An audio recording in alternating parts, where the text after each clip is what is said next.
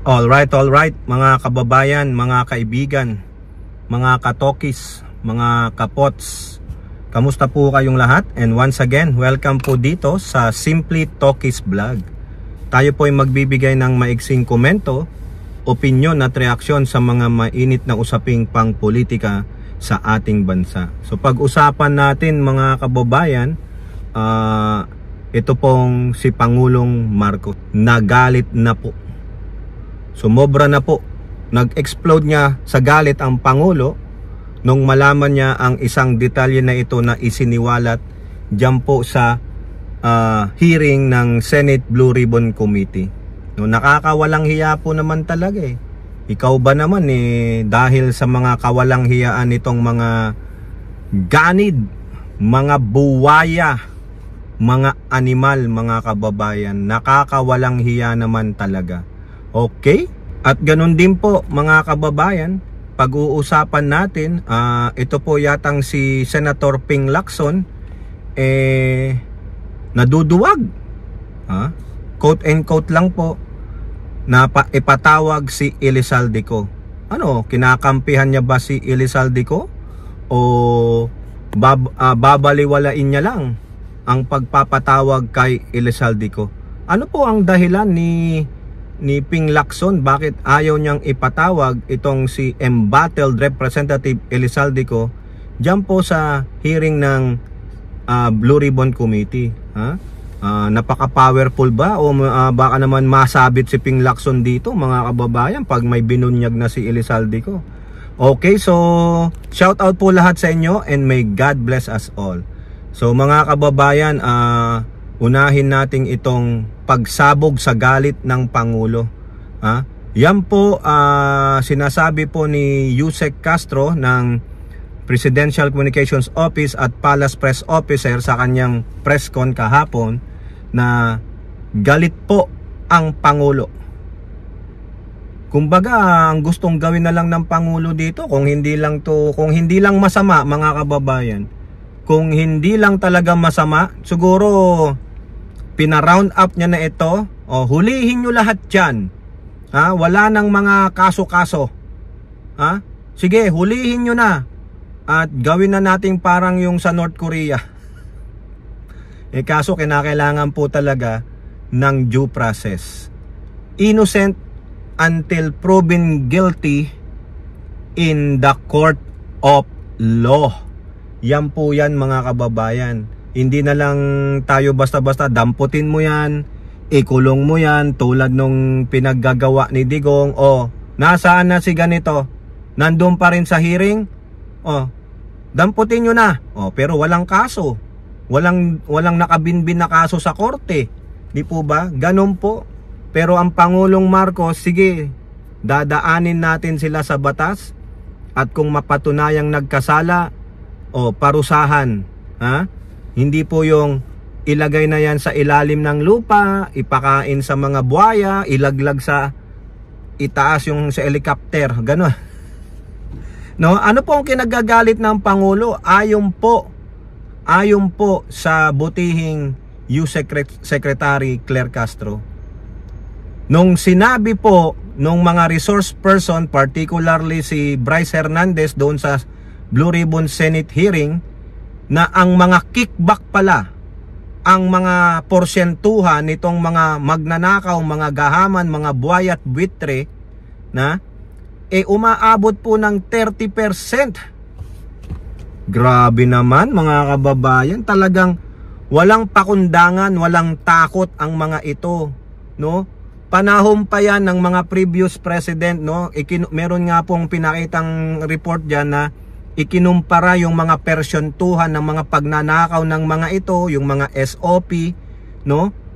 Pinakamataas po ang kay Pangulong Marcos Umaabot ng 25 to 30%. Yung mga previous 10%, 5%, 17%. Pero pagdating nitong administrasyon ni Pangulong Marcos, umabot po ng 30%. Biruin mo, no? Talagang napakawalang hiya, no? Kung totoo man yan kay Elizalde Co, napakawalang hiya mo Elizalde Co at yung mga kasabwatan mo dyan, mga walang hiya kayo. Kung totoo man yung kay Jinggoy, kay Joel Villanueva, ay mga walang hiya kayo. At yung iba pang mga nabanggit na pangalan, lalo na yung sa COA Commissioner. Yari ka, pwede kang ma-impeach, no? Si Commissioner Lipana. O hindi po ako nagsabi no na pwede siyang ma-impeach. Ayun po yung sinasabi ni Senator Kiko Pangilinan. Pwede siyang ma-impeach because he is an impeachable officer. Nasa Constitution po yan. Ha? Ngayon, balik tayo kay Pangulo. Nung nalaman niya, galit na galit mga kababayan. Ano ang sabi? Walang kabusugan. Walang kabusugan, lalong-lalo na kung ito man, totoo man, itong si Elizalde, itong si Alcantara, si Hernandez, si Mendoza at yung mga kontraktor, sila Diskaya, putragis kayo, no? Habang ang mga kapwa nyo Pilipino na mga OFW nagpapakamatay, nangangandamatay na sa pagkita ng pera, kayo naman, kupit at lustay, no? Para lang kayong si Inday Pusit. Birimo 25 to 30% ang kinukubra nila kada proyekto. Nauuna pa yung kubra nila kaysa dun sa proyekto. Antindi mga kababayan, believe ako. Mga talagang dapat yan sa mga yan pag natagpo ang guilty. Death penalty na mga kababayan. Wala kasing death penalty sa atin kaya itong mga to kung magnakaw na lang, ura-urada. Parang pinipitas lang nila sa puno ang pera na hindi nila pinaghirapan. Ang kakapal ng muka mga kababayan. Di po ba? O now, ano pang kinagagalit ng Pangulo? Nung nalaman din niya na siniwalat ni Bryce Hernandez na mga substandard po. Hindi lang ghost. Ha? Yung ghost talaga, hindi nyo makita yan. Ha? Maski na may third eye kayo, hindi nyo makikita yung ghost. Kasi wala nga. Oo, wala talaga. Hindi nga ghost Buti pa yung ghost. Kung talagang may ghost, makita mo. Ito, non-existent. Wala talaga. Kumbaga, daig pa yung invincibility clock ni Harry Potter. Wala talaga mga kababayan. Kung meron man, substandard pa. Yung kinekwento, imbis na ganitong kalaking bakal, naging ganun na lang po. Imbis na ganitong grado ng semento, wala pong grado. Imbis na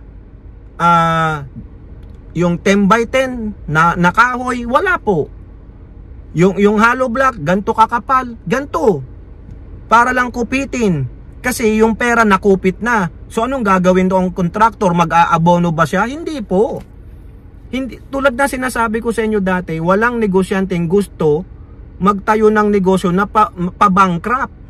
So anong gagawin ng kontraktor? Ito kasing mga tarantadong buhaya, hoy, yung porsyento ko, hoy, may bagong cellphone, hoy, pupunta kami ng Europe, ikaw ang mag-finance ha. O, anong gagawin ng kontraktor?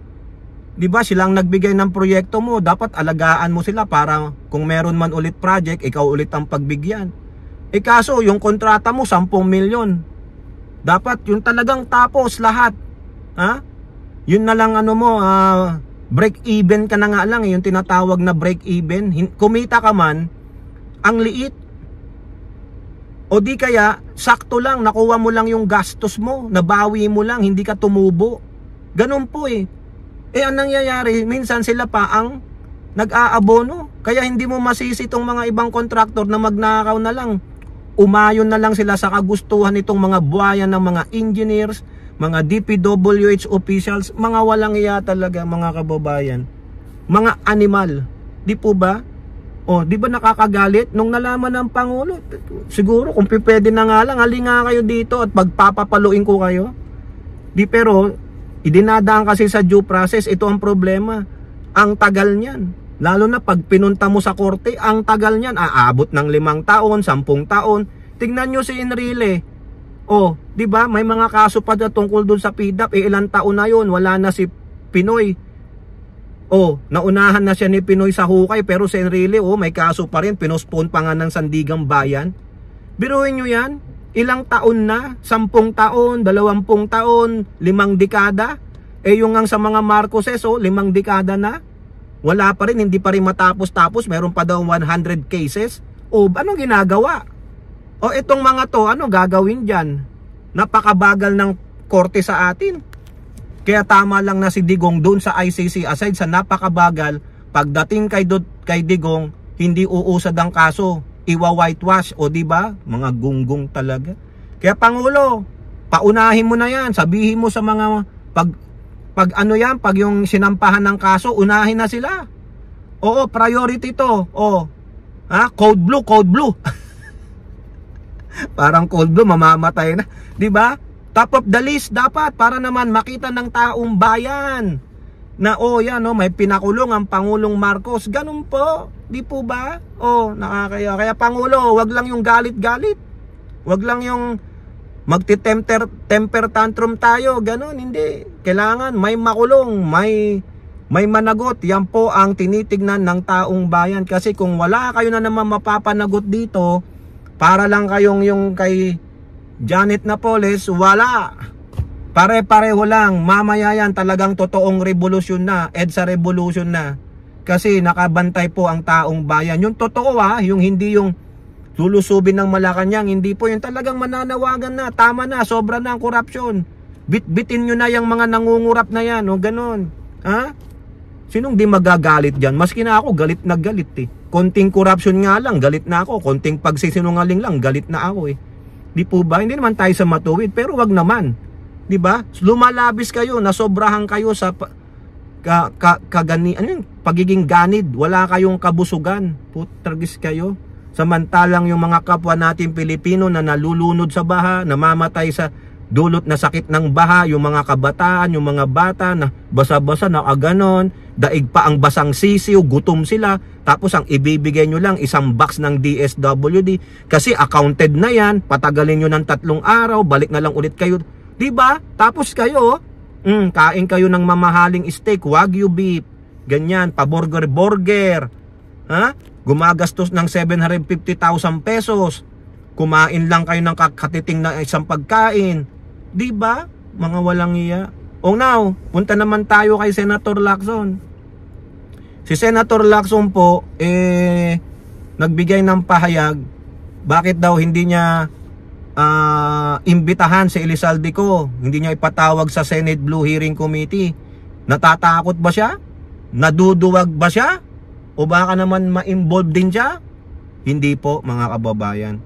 Ang tuwirang sagot lang po ni Senator Ping Lacson ay, we still respect interparliamentary courtesy.